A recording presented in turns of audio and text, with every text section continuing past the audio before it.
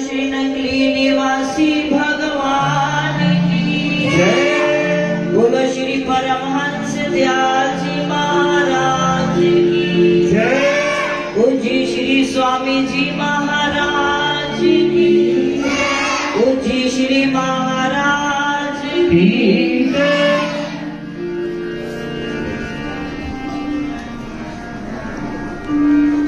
मैंने मेरा सतगुरु उचा ते मैं उचिया दे नल लाई सदके जवाए ना उचिया तो जिननी वे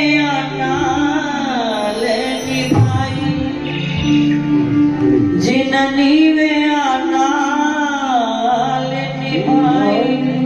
बोलो सच्चिदानंद भगवान की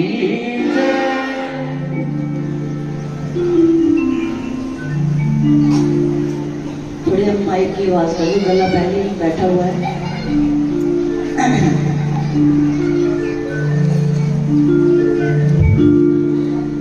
परम आराध्य देव त्रिलोकीनाथ घटघटवासी प्राणधन श्री नगरी निवासी भगवान जी के पावन चरण कमलों में कोटि कोटि वंदन करते हुए मंच पर आसीन परम आदरणीय परम सम्माननीय संत महापुरुषों के चरणों में कोटि कोटि नमन एवं अपने अपने भावों को लेकर के आए हुए प्यारे प्रभु प्रेमियों, आज हम सब परम पूज्य श्री स्वामी जी महाराज जी के पावन स्मृति दिवस पर एकत्रित हुए हैं।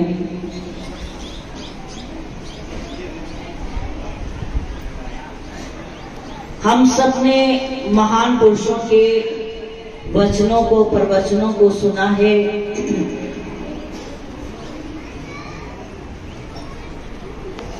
हमें इतना ज्ञान इतना सतुपदेश महान पुरुषों ने दे दिया है। बस अब हमारा यही धर्म बनता है कि हम उस सत्संग रूपी प्रसाद को अपनी झोली में समेट करके ले जाएं, समेट कर ले भी जाएं और उसके बाद एक एक बात को अपने जीवन में धारण करें। फिर उसके बाद देखना कैसे हमारा जीवन बदलता है। तो जैसे संतों ने हमें ये कहा है कि दिव्यता और भव्यता में बड़ा फर्क होता है।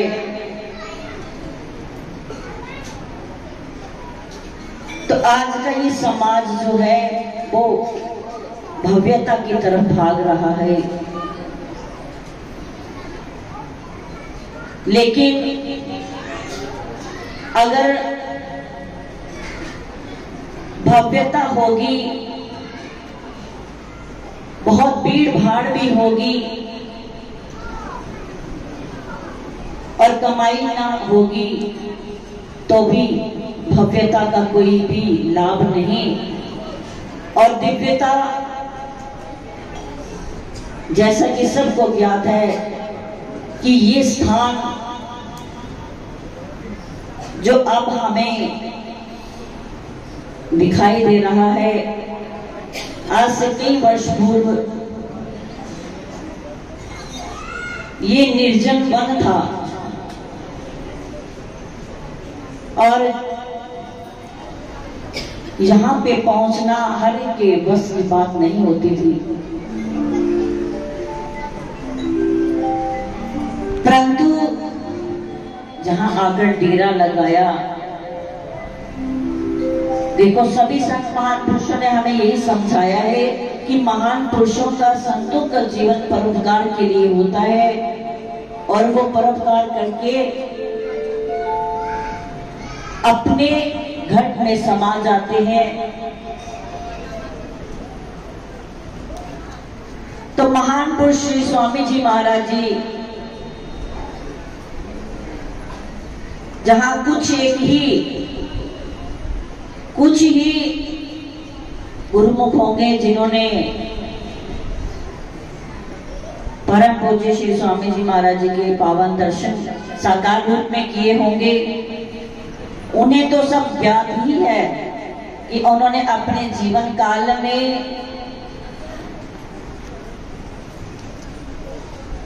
क्या क्या किया है।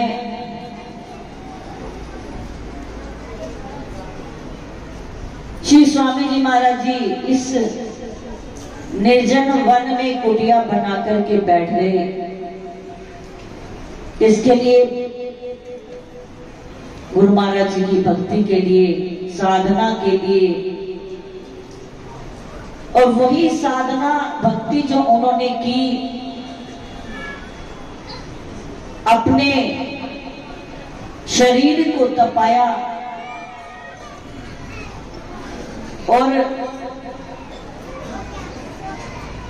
जहां पर रह करके, जहां पहले जंगली जानवरों का भी बड़ा डर रहता था उस समय, क्योंकि पहले सभी ही बताते हैं कि जहां पर बाघ शेर तो आम ही घुमा करते थे, लेकिन संतों के पास आकर के वो भी सजदे करते। श्री स्वामी जी महाराज जी अकेले ही एकांतवास इस वन में करते और भक्ति साधना में लीन। संत का जन्म और मरण से कोई ताल्लुक नहीं होता, उन्हें भक्ति करने की भी आवश्यकता नहीं होती, परंतु हम जैसे अबोध बालकों को, जीवों को जगाने का कार्य जो उन्होंने उसका जिम्मा ले रखा है, उसकी पूर्ति के लिए संत अपने आप को स्वयं को तपा देते हैं।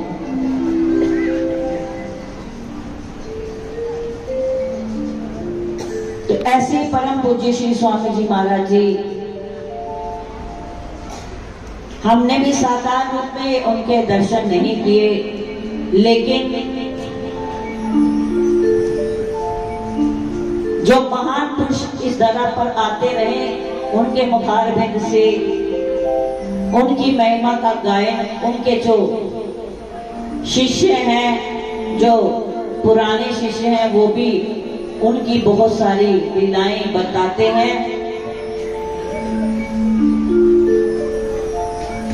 तो मन में ये भाव आता है कि ऐसे महान पुरुष ने जरूरत नहीं थी, लेकिन फिर भी हम जैसे जीवों का उद्धार करने के लिए, हमें जागृत करने के लिए उन्हें ऐसे वन में आकर रहना पड़ा।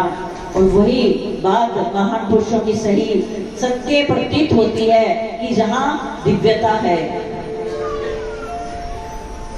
दिव्यता उनके भक्ति के प्रकाश की है और उनके प्रकाश की लालिमा चारों दिशाओं में फैली हुई है।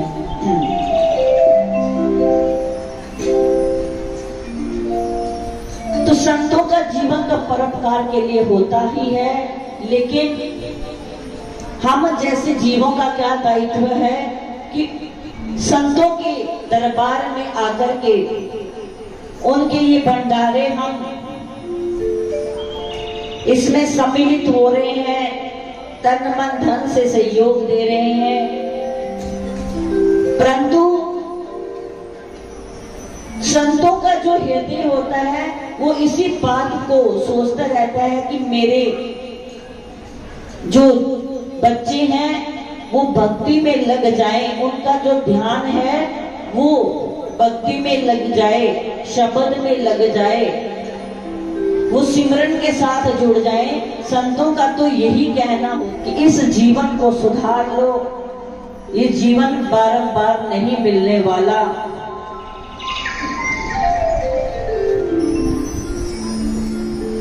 तो जो जन्म हम सबको ये मनुष्य का जन्म मिला हुआ है, इसकी कदर करें। संतों ने जो हमें शपथ दिया है बड़ा कीमती, जिनको हम कहते हैं नामदान लेकर, हम कहते हैं नामदान ले लिया हमने, शपथ ले लिया, गुरुमुख बन गए, लेकिन जब तक शपथ हमारी श्वासों के साथ नहीं जुड़ जाएगा तब तक वो शब्द शब्द नहीं है। क्योंकि वो जो ध्वनि है, वो जो नाम है, वो ब्रह्मांड में विद्यमान है, हम सबके अंदर विद्यमान है। बस हमें तो चेताने के लिए तो संत महान पुरुष उस शब्द को एक नाम दे देते हैं जो इस ब्रह्मांड में गूंज रहा है, वही तो नाम है। तो नाम कोई बाहर से लाने वाली वस्तु नहीं है कि हमने संतों ने थैले से निकाली चीज और हम सबको दे दी। उन्होंने तो हमें जगाया है। मृग नाभि में सुगंधी ढूंढी वो घास गंदी। मृग तृष्णा जैसे लगी हुई है, कस्तूरी उसके अंदर है, फिर भी उसे खुशबू आती है, उसे पता ही नहीं होता कि मेरे अंदर से आ रही है। वो बेचारा वन वन भागता है उस कस्तूरी के लिए। जब उसे पता लग जाए कि ये सुगंध स्वयं से आ रही है तो उसकी दौड़ खत्म हो जाएगी। ऐसे ही अगर हम सबको ये समझ आ जाए कि हमारे अंदर ही सब कुछ है, संत हमें वो रास्ता दिखा देते हैं, हमें युक्ति बता देते हैं, और चलना हमने स्वयं ने है, हमने खुद चलना है उस पर। तो जो कहते हैं कि अभी नाम नहीं लेना, अभी हमारी उम्र क्या है, अभी ये है वो है, जवानी है, बचपना है, लेकिन उन्हें क्या पता कि जब जीव मनुष्य का जन्म धारण करके आया, नाम तो उसके अंदर चल रहा है। क्योंकि श्वास तो, अगर श्वास है तो ही तो इंसान है, श्वास नहीं तो कुछ भी नहीं। तो जब श्वास हमें मिल गई है, इतनी कीमती रतन, तो वो नाम भी हमारे साथ है। सिर्फ हम अनभिज्ञ होते हैं और महान पुरुषों का ये कार्य होता है। परमात्मा महान पुरुषों को इस धरा पर भेजते हैं कि जाओ इन भक्तों का, इस सोई रूहों का कल्याण करो, इन्हें जगाओ। जगाने का कार्य संत करते हैं। तो इस भूल में मत रहिए कि ये समय नहीं, अभी जवानी, अभी बचपन, ऐसा नहीं। क्योंकि जितना जल्दी हो सके उस शब्द के साथ जुड़ जाएं, अपनी खोई हुई वस्तु को प्राप्त कर ले।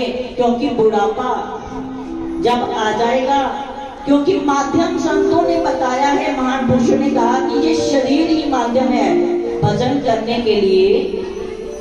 ये शरीर माध्यम है। अगर शरीर स्वस्थ नहीं होगा तो भजन भी नहीं होगा। तो बुढ़ापे में भजन कर ही नहीं सकते। जब हमारे घुटने नहीं चलेंगे, जब सभी इंद्रियां शिथिल हो जाएंगी, तब हम कुछ भी नहीं कर सकते, हम कुछ करने के काबिल नहीं रहते।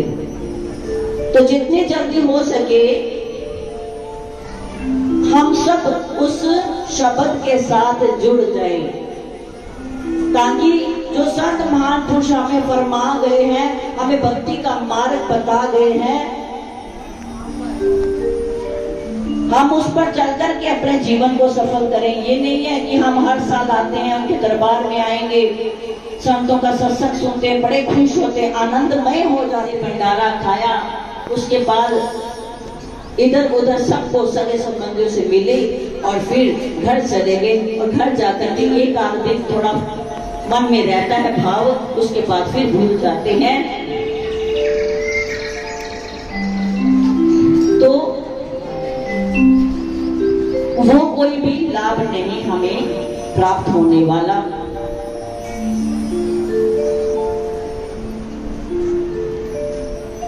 राम नाम सुमिरन करे सतगुरु पद निज ध्याना, आत्म पूजा जीव दया लही सुमुक्तिया माना। महापुरुषों ने कहा है कि जो ईश्वर का भजन करते हैं, सुमिरन करते हैं, सतगुरु पद निज ध्याना, सतगुरु के चरण कमलों का निरंतर